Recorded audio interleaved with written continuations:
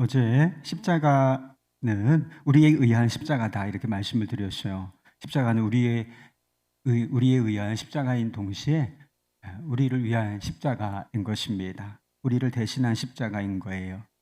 예수님께서 빌라도에게 사형 판결을 내리게 되고 예수님께서 십자가를 지시고 처형 장소로 끌려가시게 되는 것입니다. 그러니까 자기가 매달려 죽게 될 십자가를 자기가 지고 가야 하는 끔찍한 상황이 되는 것이지요. 21절 말씀에 보면 로마 군인들이 구레네 시몬으로 하여금 십자가를 대신 지고 가게 하는 모습을 보게 되는 것입니다. 예수님께서 이제 재판을 받으실 때에 고문을 당하셨기 때문에 기력이 완전히 떨어진 상태였기 때문에 가다가 이렇게 아마 더 이상은 십자가를 지고 가실 수가 없는 상황이 되었던 것 같아요. 그래서 이제 구레네 시몬으로 하여금 이제 억지로 십자가를 지고 가게 하는 것이지요. 그러나 영적인 상황을 보면 누가 겉으로 보면 구레네 시몬이 예수님의 십자가를 대신하여 지고 가는 것이지만 영적인 상황은 어떤 상황입니까? 우리가 져야 할 십자가, 예수님께서 대신 지고 가시는 상황인 것이지요. 구레네 시몬은 억지로 붙잡혀서 할 수 없이 십자가를 진 것이었지만 예수님께서는 자원하여 우리를 대신하여 십자가를 지고 가시는 그런 상황이었던 것입니다.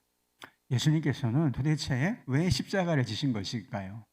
십자가는 우리를 대신하여 우리를 위하여 지신 것인데 우리의 무엇을 대신하시려고 십자가를 지신 것이겠습니까? 가장 잘 아는 바가 있죠. 예수님의 십자가는 우리의 죄를 대신하기 위함이었던 것입니다. 빌라도는 재판하는 과정 속에서 예수님께서 무죄하시다는 사실을 이제 알았어요. 그러나 지금 예수님은 죄인으로서 십자가에 매달려 계시다라고 하는 것입니다.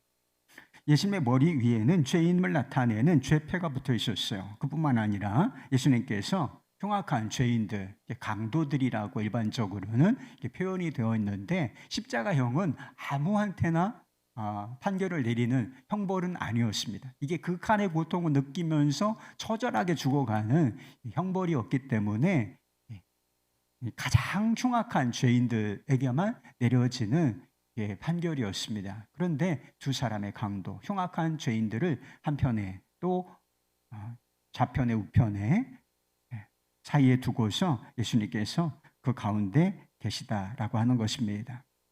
무죄하신 예수님께서 왜 죄인과 같이 십자가에 못 박히신 것이겠습니까? 예수님께서는 자신이 당하시게 될 고난과 십자가를 예고하시면서 이렇게 말씀하신 적이 있어요. 마가복음 10장 45절 말씀, 인자가 온 것은 섬김을 받으려 함이 아니라 도리어 섬기려 하고 자기 목숨을 많은 사람의 대속물로 주려 함이니라. 이 대속물이라고 하는 표현이 있죠. 대속물, 대신이라고 하는 의미가 들어가 있습니다.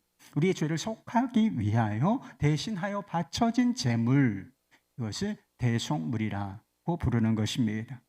우리의 죄를 대신하고 우리가 받아야 할 형벌, 죄인에게 받아야 할 형벌이 있는데 그 형벌을 받음으로써 우리의 죄를 속하기 위한 제물이 되셨다라고 하는 뜻이 되는 것입니다.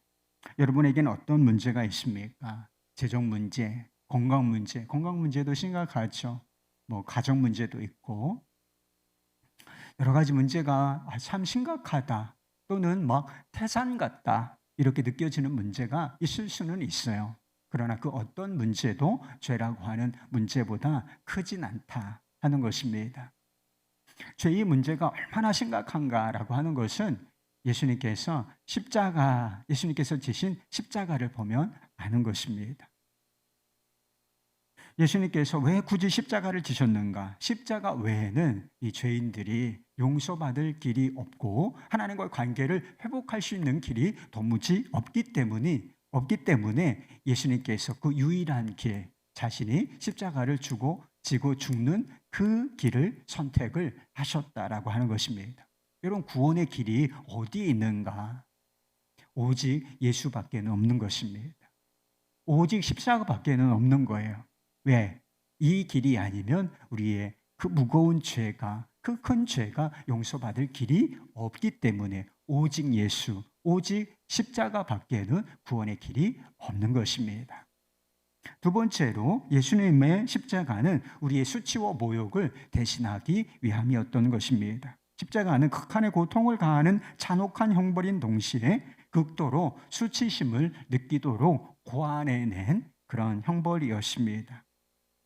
십자가는 사람들이 가장 잘 보이는 곳에 세워져 있었어요. 그래서 옛날에 영화를 보면 막 언덕, 절벽 그 바로 앞에 막 거대한 십자가가 이렇게 세워져 있는 것을 이렇게 영화 속에서 보셨을 거예요. 고증이 잘못된 것입니다. 이 갈보리, 이 골고다 언덕은 낮은 언덕이에요. 그래서 약간 동산 같은 그런 느낌의 언덕이었습니다. 그래서 사람들이 빈번하게 지나가는 길, 그리고 약간 위에, 그래서 이제 가장 잘 보이는 거죠. 눈을 들어서 딱 보면 십자가에 달려있는 사람들이 가장 잘 보이도록 만든 그런 곳에 십자가가 세워져 있다는 것입니다.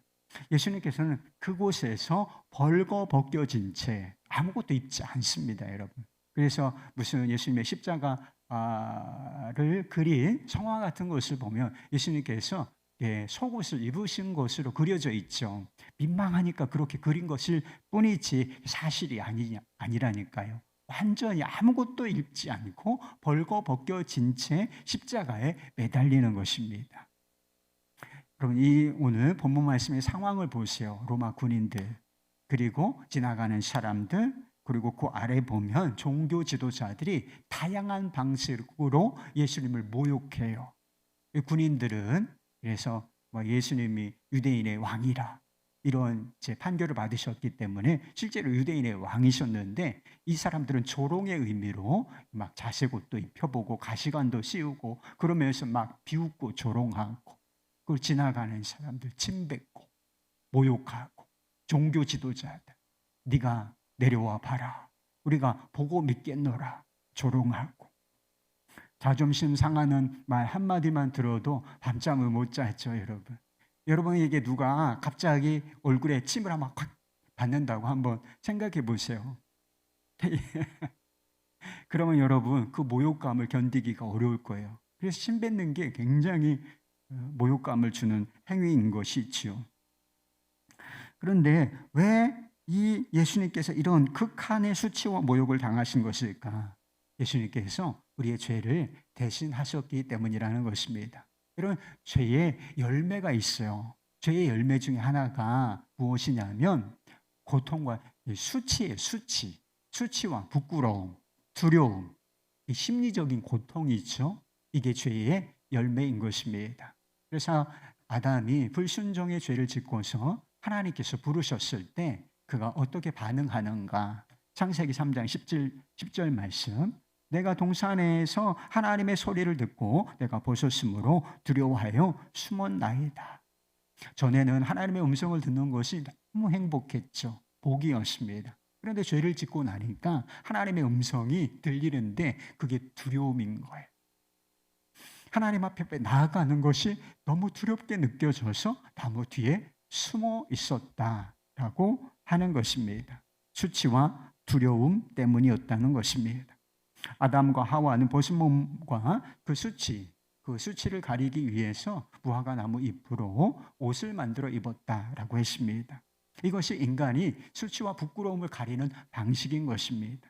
여러분의 무화과 나무 잎은 무엇인가? 항상 우리는 이 수치와 부끄러움, 이게 정신적인 내면의 허약한데 이 수치, 이게 있기 때문에 이것을 계속하여 무엇인가로 가리려고 하는데 그게 무화과 나무 잎이라는 것입니다. 여러분의 무화과 나무 잎은 무엇이냐? 어떤 사람은 그게 공부일 수도 있고, 어떤 사람은 돈일 수도 있고, 어떤 사람은 성공일 수도 있고, 그리고 어떤 사람은 일일 수도 있고, 직업일 수도 있고, 그래서 뭔가 이렇게 반짝반짝하는 거죠. 좋은 것들로 이렇게 우리를 가리려고 하는 것입니다. 그러나 그런 마른 나무 잎으로는 여러분, 무화과 나무 잎으로 된 옷이 얼마나 갈 수 있었겠어요? 푸른 나무 잎으로 이 시간이 가면 다 말라 비틀어지고 부서지게 되지 않습니까? 그래서 그것으로는 수치를 가릴 수가 없었던 것처럼 이런 것들로는 수치와 우리 안에 있는 열등감, 두려움 없앨 수가 없다는 것입니다. 그러니까 하나님께서 그에게 자비로서 가죽옷을 지어 입히신 것입니다. 가죽을 얻으려면 동물이 피를 흘리고 죽어야 되잖아요. 가죽이 그냥 얻어지는 것은 아니지 않습니까? 그 동물이 죽어야 그 가죽을 얻어서 그 가죽으로 옷을 만들어 입을 수가 있는 거잖아요. 그렇습니다. 예수님께서 십자가에서 피를 흘리신 까닭은 우리의 가죽 옷이 되어주시기 위함이었던 것입니다. 예수님께서 아무것도 입지 않으셨다 그랬죠. 아무것도 입지 않으시고 벌거벗겨진 채 온갖 수치와 모욕, 극한의 고통을 당하신 것은 우리의 죄로 인한 수치와 부끄러움, 그것을 가죽옷이 되어서 가려주시기 위함이었다는 것입니다. 부끄러움 없이 거룩하신 하나님 앞에 나아갈 수 있는 유일한 길, 그것은 예수님으로 옷 입는 방법밖에는 없는 것입니다. 여러분, 우리가 이 땅에 살 때 부끄러움과 열등감 이런 것으로부터 자유를 얻을 수, 열등감 없는 사람이 누가 있어요? 다 열등감 덩어리들이란 말이에요. 그런데 이런 열등감으로부터 자유를 얻을 수 있는 길이 무엇인가? 예를 돈으로, 성공으로, 그 무엇으로, 학벌로 가려지지 않습니다. 열등감 사라지지 않아요. 예수님으로 내가 옷 입은 자다. 예수의 생명을 가진 자고 예수 안에서 존귀한 자다. 예수님이 나의 자존감이 될 때에 비로소 열등감에서 자유를 얻을 수가 있는 것입니다. 세 번째로 예수님의 십자가는 우리의 고통과 절망을 대신하기 위함이었다는 것입니다. 십자가는 끔찍하게 고통스러운 형벌이었어요. 그러니까 손목 그리고 이제 발에 대못이 박히는 거죠. 요만한 못을 박았겠어요. 완전히 체중을 지지하도록 만들어야 했기 때문에 아마 아주 대단히 굵은 대못을 손목에 또 발목에 박았을 것입니다. 그리고 십자가에 매달리면 지독한 갈증을 느끼게 되어 있고, 그리고 호흡곤란이 이제 생긴다는 것입니다. 결국에는 왜 죽는가? 질식해서 죽는 거예요. 숨을 쉴 수가 없어서 이게 기력이 빠지면 체중이 아래로 쏠려짐으로 말미암아 폐를 압박하여 숨을 쉬기가 어려운 상태가 되는 것이죠. 그래서 이렇게 호흡곤란이 계속 오는 가운데 나중에는 숨을 쉴 수가 없어서 숨이 끊어지게 되는 것입니다. 그래서 십자가에 매달려 있는 시간이 어떤 사람 한 일주일도 갔다 그래요. 그래서 이 막 십자가에 매달려 있으면서 막 밤에는 얼마나 추운지 몰라요. 낮에는 굉장히 뜨겁고 밤에는 굉장히 추워요. 그래서 그 중동에서 얼어 죽는 사람이 있다는 이야기를 들었어요. 낮에는 막 50도까지 올라가고 밤에는 막 살을 내는 듯한 추위가 찾아오고 외롭고 고독하고 막 이런 상황이었다라고 하는 것입니다. 예수님의 좌편과 우편에 있던 죄인들도 그런 고통을 당했을 것이 분명하죠. 그런데 죄로 인하여 고통당하는 자들 사이에 누가 계신 것인가? 예수님께서 죄인들과 똑같은 고통을 당하고 계시다 하는 것입니다. 23절 말씀에 보면 군인 중 하나가 예수님께 몰약을 탄 포도주를 건네는 것을 보게 됩니다. 몰약을 탄 포도주는 원시적인 형태의 마취제예요. 진통제입니다. 그러니까 극한의 고통을 당하는 사람에게 일종의 자비를 베푸는 것, 이게 몰약을 탄 포도주였던 것이죠. 그런데 군인이 한 사람이 몰약을 탄 포도주를 내미는데 예수님께서 그걸 거절하시는 것을 보게 됩니다. 예수님께서 그들의 눈꼽만한 자비를 거절하신 이유가 무엇인가? 고통을 있는 그대로 당하시겠다라고 하는 뜻이었어요. 왜 고통을 조금이라도 좀 마취가 되어서 줄일 수가 있다면 좋을 텐데 왜 그 눈꼽만한 자비를 거절하신 것일까? 이사야 말씀이 있지 않습니까? 그가 찔림은 우리의 허물 때문이요 그가 상함은 우리의 죄악 때문이라. 그가 징계를 받음으로 우리는 평화를 누리고 그가 채찍에 맞음으로 우리는 나음을 받았도다. 우리의 죄를 대신하시되 다 대신하시고 우리의 고통을 대신하시되 다 대신하기 위하여 남김없이 내가 끝까지 고통을 당하리라. 이런 마음이 있으셨던 것입니다. 주님께서 고통을 당하시고 고통을 당하시면 당하실수록 우리가 더 나음을 입게 되기 때문에 우리를 온전히 낫게 하시기 위하여 예수님은 눈꽃만한 자비를 거절하시고 그 곡한의 고통을 온몸으로 다 경험하기를 원하셨다 하는 것입니다. 여러분, 이것이 십자가의 신비인 것입니다. 십자가는 가장 위대하신 하나님께서 가장 비천한 자들과 같이 되신 사건이기 때문인 것입니다. 가장 거룩하신 분이 가장 더러운 죄인처럼 되셨고 가장 존귀하신 분이 가장 큰 모욕과 수치를 당하셨으며 가장 능력이 많으신 그분께서 아무것도 하실 수 없는 무기력함 가운데 계셨습니다. 생명 그 자체이시죠. 생명의 창조주이시고 생명 그 자체이신 주님께서 죽음을 경험하신 사건. 여러분, 이것이 신비가 아니고 무엇이겠습니까? 여러분이 이 십자가의 신비를 이해하십니까? 그래서 우리가 너무 십자가를 안다고 생각하면 안 돼요. 알면 우리가 뭘 압니까? 이런 신비를 어떻게 이해할 수가 있죠? 하나님께서 인간이 되신 것도 이해하기가 어려운 것인데 가장 낮은 곳에서 가장 더러운 죄인처럼 가장 큰 수치와 모욕을 당하시고 절망을 경험하시고 죽음을 경험하시는 것, 여러분 우리가 이것을 어떻게 이해한다고 말할 수가 있겠습니까? 존 스토트 목사님이 나는 왜 그리스도인이 되었는가라고 하는 책에서 여러분 왜 그리스도인이 되었어요? 아시아의 몇 나라를 방문하면서 불상 있잖아요. 절에 가면 불상이 있지 않습니까? 그 불상을 본 소감을 기록을 한 것이 있어요. 저는 여행을 다니면서 여러 아시아 국가에 있는 불교 사원 몇 군데를 들어가 보았습니다. 가부좌를 들고 팔짱을 낀 채 눈을 감은 눈, 입에 희미하게 머금은 잔잔하고도 고요한 미소, 세상의 고뇌와 분리된 채 관조하는 듯한 표정을 하고 있는 불상 앞에 존경의 마음을 가지고 서 보았습니다. 그러나 매번 잠시 서 있다 등을 돌릴 수밖에 없었습니다. 내 마음은 불상 대신 십자가 위에 있는 외롭고 뒤틀리고 고문당하는 그분을 향해 가고 있었습니다. 손과 발에 못이 박히고 등은 찢어지고 사지가 뒤틀리고 이마는 가시에 찔려 피가 흐르고 입은 바짝 마른 채 목이 타고 하나님께 버림을 받아 어둠 속에 던져진 그분께로 말입니다. 십자가에 달리신 그분이 나의 하나님입니다.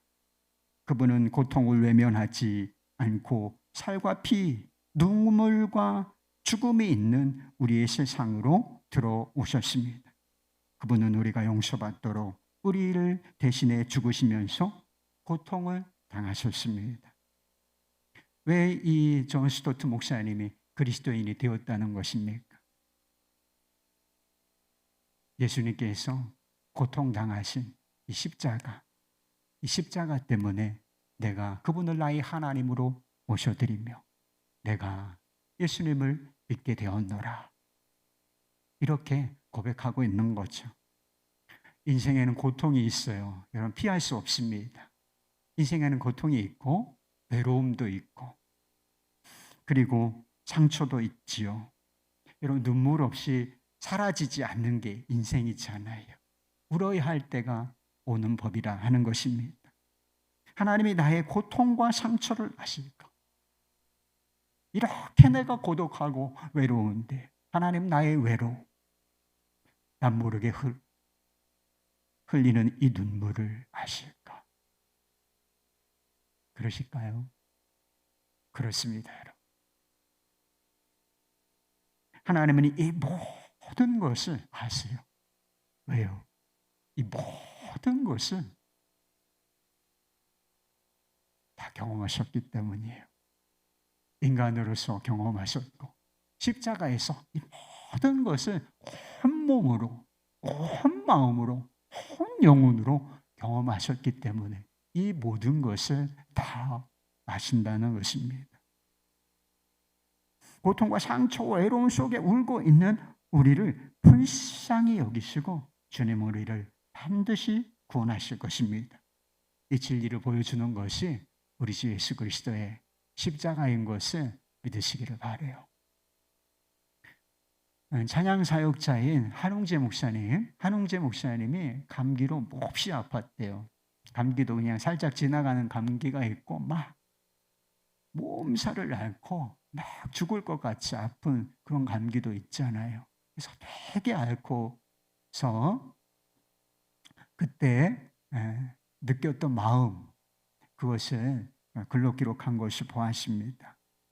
우리는 모두 늘 아프다. 짧은 시간 목회라는 것을 하면서 했던 생각이다. 모두 다 그렇게 아프다.